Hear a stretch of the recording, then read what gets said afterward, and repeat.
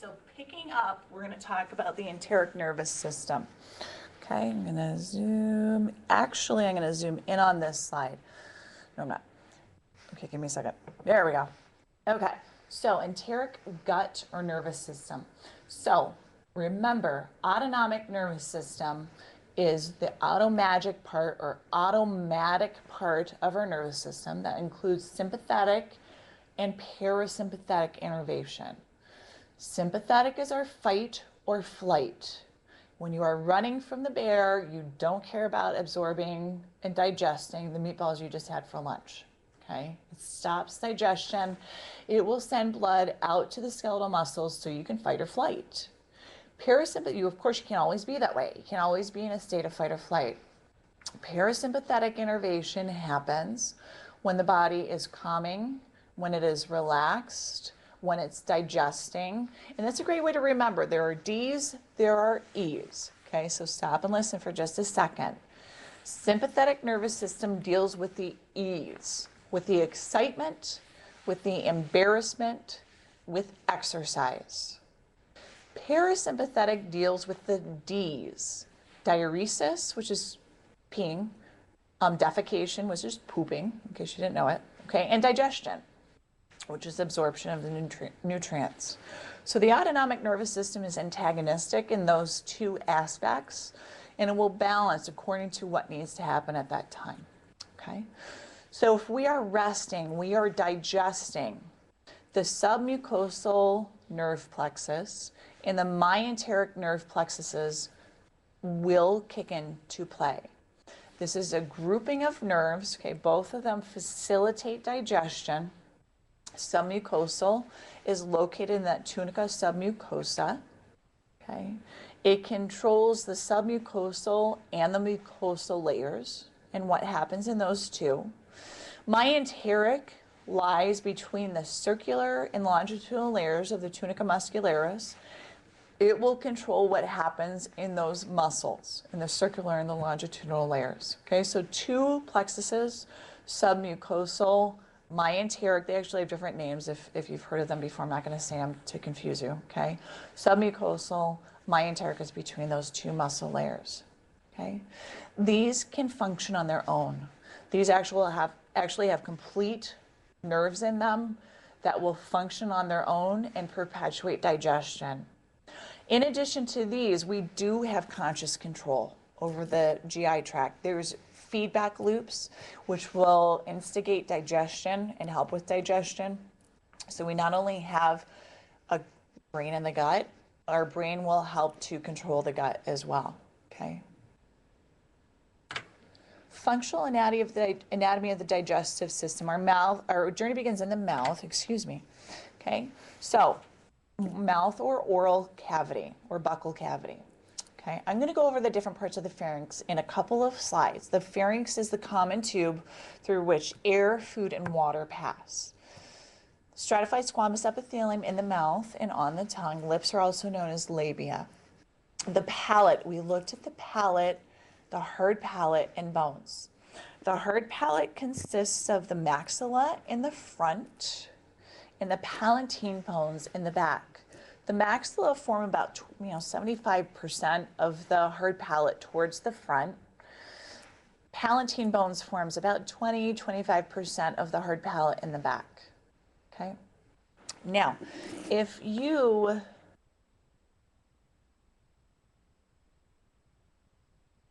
go home and you're by yourself, or whatever, open up your mouth, say ah, and hanging down in the back is that little punching bag thing. Okay, that's called the uvula.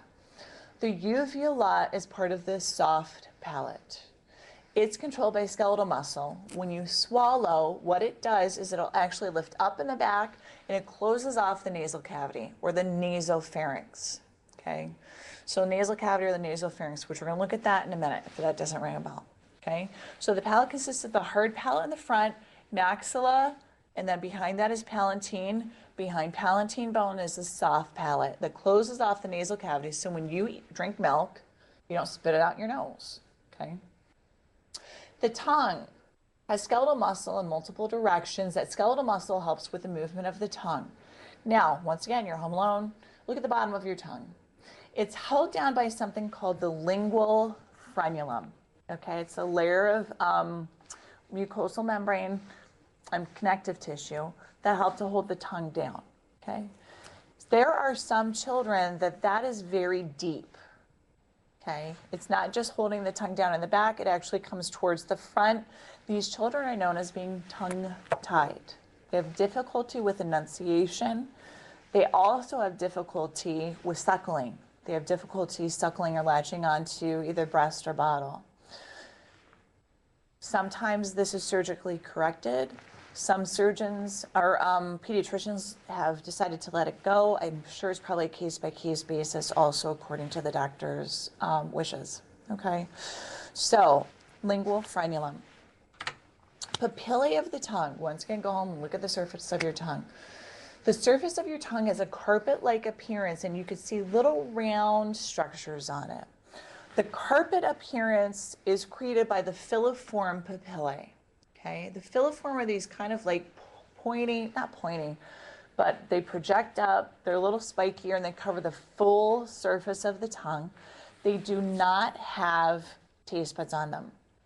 If you look at the surface of your tongue once again, you'll see that there are round projections on them. Those are called fungiform papillae. Fungiform papillae do have taste buds on them. Okay. Finally, on the back of the tongue, I'm going to zip in on this for just a second. Okay, on the back of the tongue, you have circumvallate papillae. The circumvallate papillae form a V shape in the back of the tongue. There's about 10 to 12 of them. Okay. If you can't see this picture in your notes from the book, I would absolutely get your book open if you want to pause the tape and do that.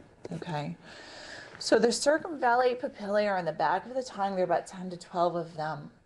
Behind that, we have something called the lingual tonsil. The tonsils help with immunity. They're part of the lymphatic system. They form a ring of lymphatic tissue in the back of the mouth. They help to fight off any infectious agents that we may ingest or part of it. Okay, so lingual tonsil is very different from the circumvallate papillae. Salivary glands, so cleanse the mouth, dissolve food. They have chemicals which moisten the food and actually will start to break foods down.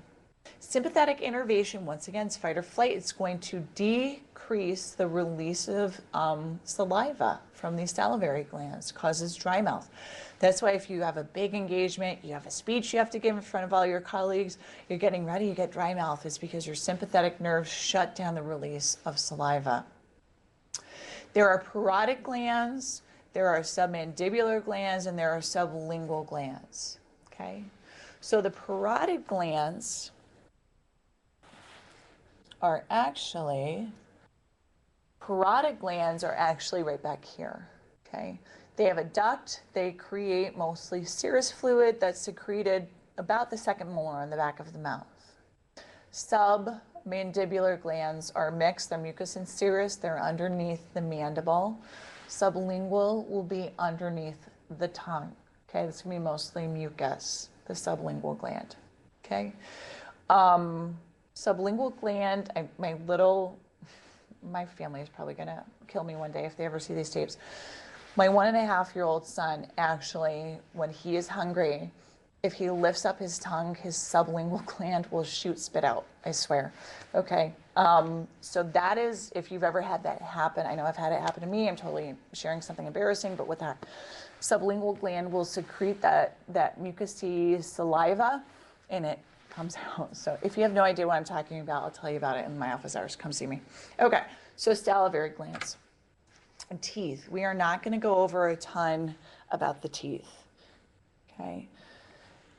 In children, they will have approximately 20 teeth. In adults, you will have 32. The outer surface of the tooth is covered with enamel. It's the hardest substance in the body, which is kind of interesting, especially since it can get worn away with sugars and bacteria, which is pretty crazy. Down the center of the tooth, or I should say up the center of the tooth, if you look at this picture, a nerve and a blood vessel run up the center. If this nerve or blood vessel get cut off, the center of the tooth can die off. If the center of that tooth dies off, you would need a root canal, okay, where they would go in and take that out, dig it out, and fix it. If you get sugars or bacteria caught in the tooth, it can wear away at that enamel, and that can cause cavities, also known as dental caries. Okay? So, root canal, okay, and dental caries. We talked about that. Okay? So, the pharynx. There are 3 parts of the pharynx. Okay? So, the pharynx is going to be the common tube through which food, water, water, and air can pass. Okay, so this is a common tube through which these pass. Because eventually that pharynx is going to split and it will go to the lungs or the stomach. Okay, so food and water will go to the stomach, air will go to the lungs, obviously. So we've got the esophagus going to the stomach and the trachea going to the lungs. Okay, so the pharynx is the common tube above that. Nasopharynx is behind the nasal cavity. Okay, nasopharynx is behind the nasal cavity.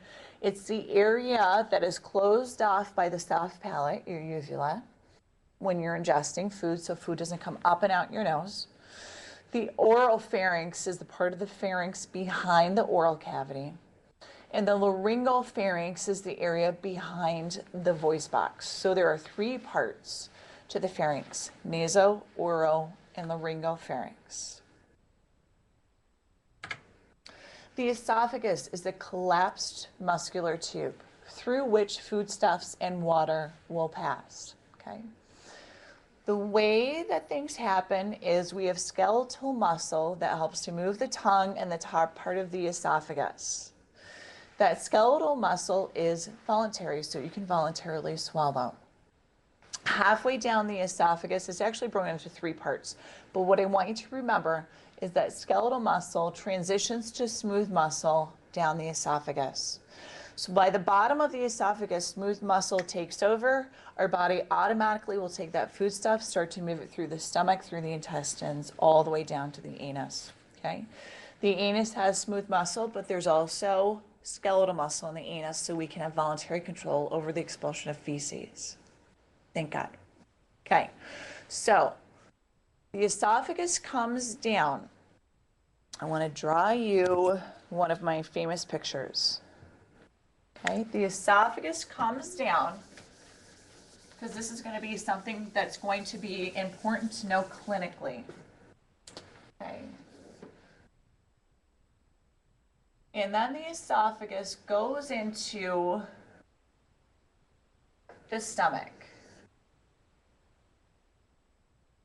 Okay. It passes through the diaphragm. It passes through the diaphragm. That is not half bad, I have to say. So the esophagus passes through the diaphragm and it enters the stomach. The diaphragm is right where the esophagus goes into the stomach.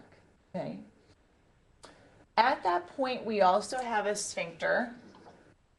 That sphincter is called the I think I have it, oh good, esophageal sphincter. Okay, gastroesophageal sphincter. Now, at that point where the esophagus passes through the diaphragm, that opening is called the esophageal, it's right in your notes, hiatus, H-I-A-T-U-S, esophageal hiatus.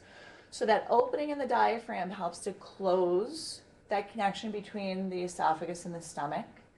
But we've also got the sphincter, which will help to keep foodstuffs in the stomach so it doesn't come back up to the esophagus. The inside of the stomach is very acidic. The inside of the stomach is used to dealing with that acidity. There are mechanisms in place that help to balance that acidity. There are several, okay? There's a layer of mucus. There's highly mitotic cells, which will turn over quickly, okay? So those are 2 of the main components that will help that acidity not eat away at the stomach. If that acidity sneaks up into the esophagus, though, it can erode the inside of the esophagus and make microscopic changes.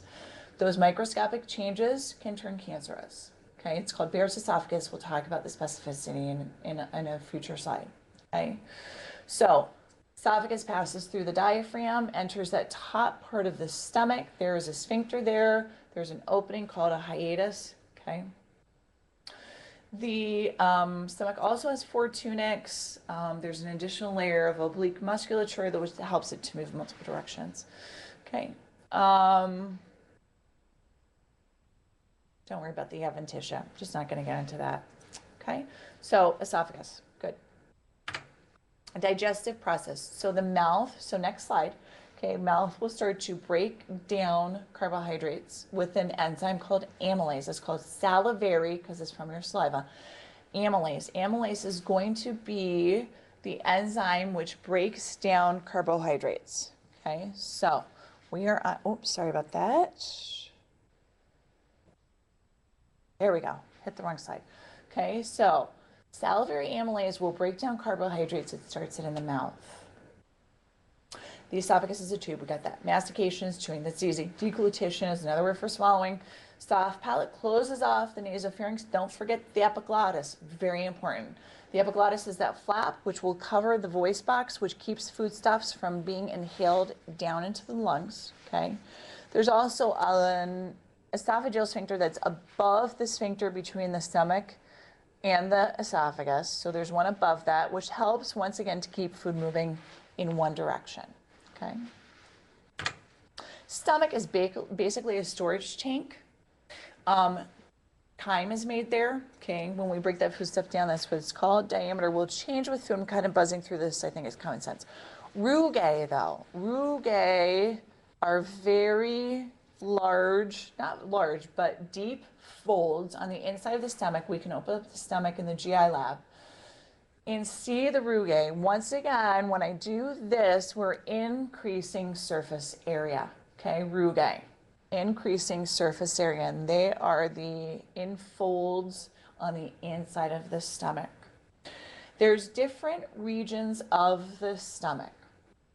If we zoom back in on the snort board, okay, we've got 4 regions that we need to talk about. If I were to put a little turtleneck on this stomach, the turtleneck portion would be the cardiac region because it's the closest to the heart.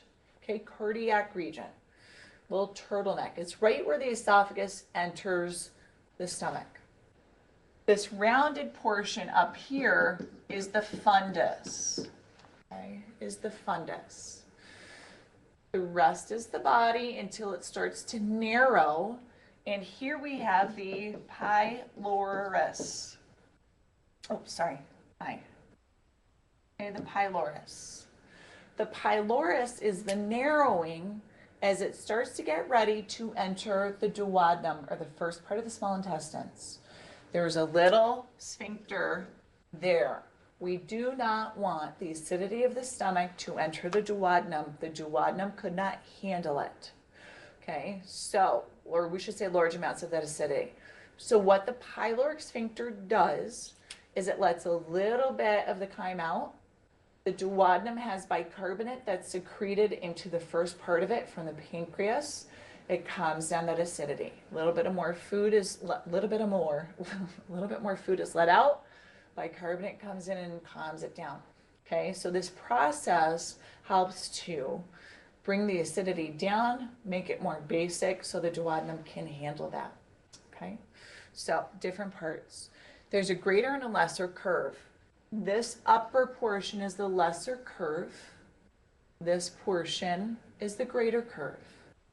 Hanging off the greater curve is a double-layered serous membrane, also known as a mesentery, called the greater omentum, and it forms this big kind of cape-like presentation.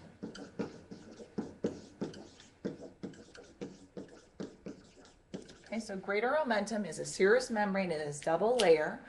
It's got blood vessels and lymphatics. It's kind of cool. It creates a little apron in the stomach, and if there's infection that sneaks in there, that greater omentum will migrate to that area to fight off that infection in the abdominal cavity. The greater omentum is also the site of that central obesity or that truncal obesity. When people have a large stomach, they have a thick layer of fat on this greater omentum. That is your visceral fat. If there is a good amount of fat on that greater omentum, there's probably a good amount of fat on the heart or surrounding the heart and in the blood vessels. Okay? So the level of fat on the greater omentum is indicative of fat in other areas of the body. The lesser omentum is another double-layered mesentery. That's repetitive. A mesentery, so it's a double-layered serous membrane. Okay. This lesser omentum is going to be a sheet. I'm just going to put lesser omentum. And it will connect the stomach to part of the esophagus, a little bit that sneaks underneath the diaphragm in the liver. Okay.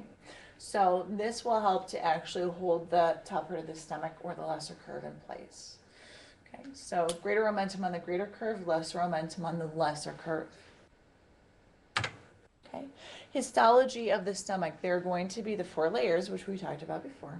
Okay, there's an extra layer of muscle called the oblique. We've got in the epithelium very deep called crypts. Okay, so there are deep infolds of this layer. And along all these crypts or infolds are very specific cells. Okay, I'm going to zoom in on the PowerPoint for a second. Okay, that may even be hard to see, so make sure you have your notes open, please. So along these deep crypts, and you can see the picture to the right, how deep those crypts are, and you can see it's lined with cells. There are mucous neck cells at the top, which secrete mucus. Now, once again, we need the secretion of mucus to help the epithelium to deal with any acidity. Okay. Parietal cells are about in the middle. They secrete hydrochloric acid, which is going to be the acid which will help to break down foodstuffs. But it also secretes intrinsic factor. Now, intrinsic factor is very important for the absorption of B12. Okay. If people, and there are some people that don't have the proper levels of intrinsic factor, they can't absorb vitamin B12. It can lead to neurological problems. It can lead to It can lead to problems with energy. Okay, so B12 is a biggie. That needs to be absorbed. Now, if people cannot absorb it, they have to have injections of it. Chief cells are at the bottom. They secrete pepsinogen. Pepsinogen will help to break down proteins. We break down proteins into amino acids so our body can take those amino acids and make the proteins that we need in our body. You don't eat protein and then turn into that protein. We've got to break it down and reconfigure it so we're able to make the proteins that our body requires. Enteroendocrine cells are at the bottom. They secrete hormones. These hormones will help to facilitate digestion. These hormones will help with the release of digestive enzymes from the pancreas, with bile from the gallbladder. Okay, so enteroendocrine cells have a hormonal component that help to facilitate digestion. Mucosal barrier is not a cell. It's going to be this layer of mucus that we talked about, which will help to protect the cells of the stomach from the acidity in the stomach. Okay. Gastric ulcers or gastritis are erosions that can happen on the lining of the stomach. You can also get gastritis without erosions. You could get an inflammation or an infection on the inside of the stomach. Very painful. It can cause pain and cramping in the stomach. But an ulcer is actually going to be an erosion in an area that causes that gnawing epigastric pain 1 to 3 hours after eating. It can be caused by Helicobacter pylori, better known as H. pylori. This is kind of a funky little bacteria that is screw-shaped. So the screw-shaped bacteria will actually dig its way into your stomach lining. It will then erode the cells around it, causing an ulcer. Now, it can be detected by a breath test, also by a blood test. The funky thing about it is it's a bacteria, so it can be easily treated with antibiotics. Okay, so anybody who has potential ulcers should be tested for H. pylori. Okay. Small intestines. I'm going to bring you back out, and I'm going to say goodbye because that's all we're going to do for today. let me know. This is a chunk of change of a lecture. Let me know if you have any questions. I'd be happy to go over any of them with you. Once again, my advice to you as you're listening to the lectures is to pause it and write down any questions that you have. I'd be happy to get back to you on my office hours or through email as well. All right? Thanks a bunch. Take care. Bye.